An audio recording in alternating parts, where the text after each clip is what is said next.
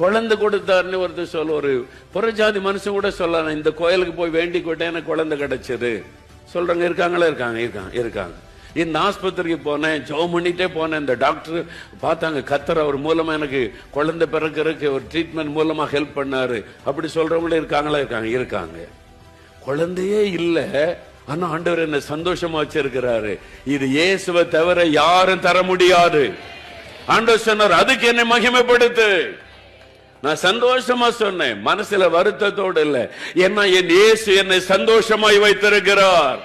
ஒண்ணுமே இல்லாட்ட கூட நான் அவருக்குள்ள சந்தோஷமா இருக்கிற இருதயத்தை தந்திருக்கிறார். இது இயேசுவை தவிர வேறு யாருமே தர முடியாது. இயேசுவில் அன்பு கூறுங்க, அவர் கொடுக்கிற ஆசீர்வாதத்தில் அல்ல. அதனால இயேசு கிறிஸ்துவுக்குள்ள அந்த சந்தோஷம், அவரை நீங்க ஒரு நாள் முறுமுறுக்காதங்க, கேள்வி கேட்காதங்க. ஏன் இப்படி நடந்துச்சு ஆண்டவரே, ஏன் எனக்கு இப்படி செய்தி, அப்படி எல்லாம் கேட்காதங்க. ஆமென்.